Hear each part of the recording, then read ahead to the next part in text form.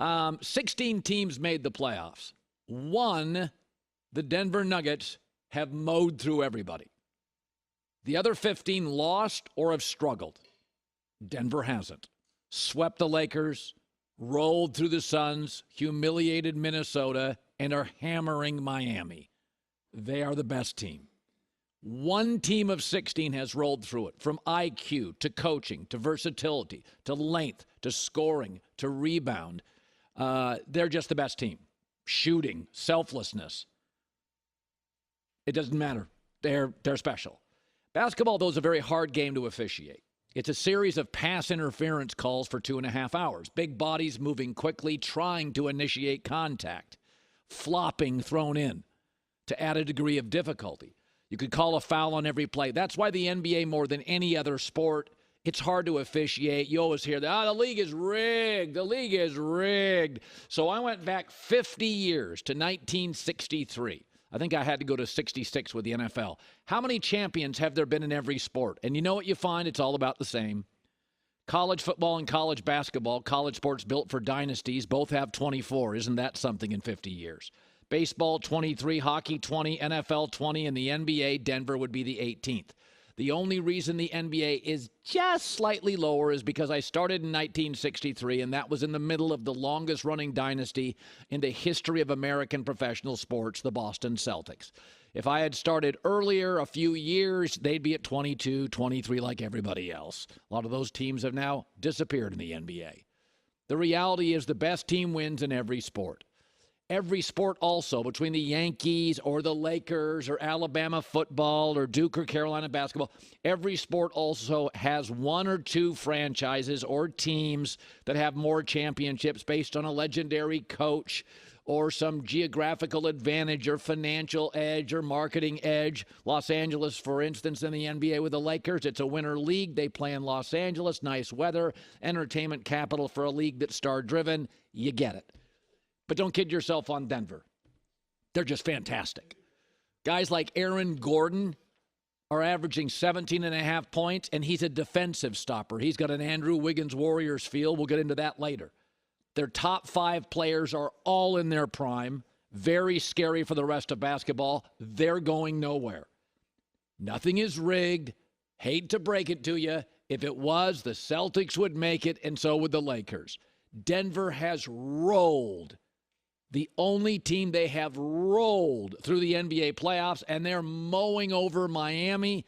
And they also have an element of maturity and coaching in Michael Malone, who said his only fear tonight is apathy. My biggest concern going into any closeout game is human nature and fighting against that. You know, you're up 3-1, and, you know, most teams, when you're up 3-1, they come up for air, they relax. And they just kind of take it for granted that, oh, we're going to win this. Our approach has to be that we're down 3-1. You know, they're desperate. We have to be more desperate. They're hungry. We have to be hungrier. That's what great teams worry about, overconfidence. Miami's not worried about that. They're getting squished. That's what the Shaq and Kobe, Phil Jackson Lakers worried about. Overconfidence, being dialed in tonight. Denver is significantly better this year than the regular rest of the NBA.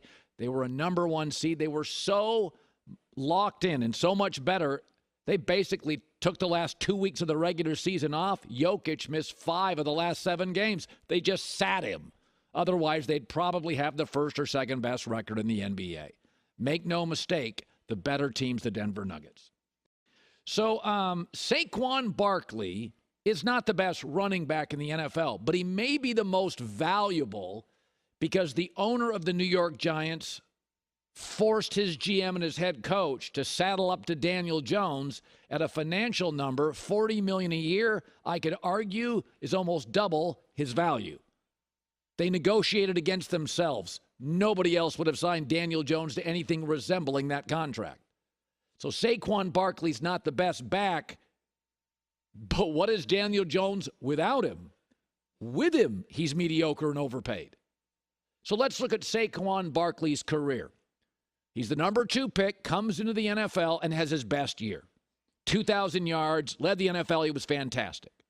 Year 2, he was very good, but he missed some games. Year 3, he's injured, barely played. Year 4, he came back too early, missed more games, below average season. Last year, year 5, arguably his second best year, very strong. 1,600 yards, 10 TDs. So the Giants rightly and predictably franchise tagged him. That's what any good GM would do. He's had one amazing year, 2 very strong years, an injured year, a meh year when he came back too soon, and he's missed 21 starts. That's a lot. That's a lot. 21 starts. He's missed those due to injury. May have missed another one just to sit out a game. He should be franchise tagged. That's why everybody collectively bargained for it. But the franchise tag would pay him a number, $10 million a year, that would indicate he's the 7th best running back in the NFL. I think he's closer to 4 or 5, but it's close.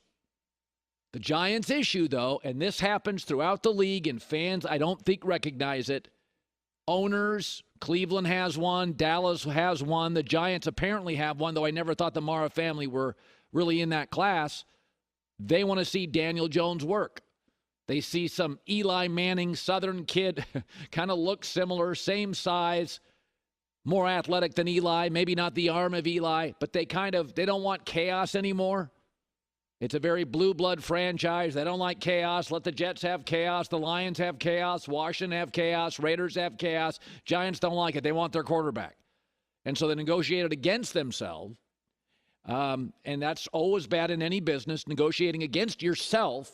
And they massively overpaid for him. And now it makes Saquon Barkley a very, very good back, the back with the most leverage in the entire NFL. Because the offensive line is average to below average. The receiving core is a nothing burger. So there you are. I like Saquon. I think he's really good. I'd love to have him on my team, but I would have franchise tagged him. Every GM would have franchise tagged him.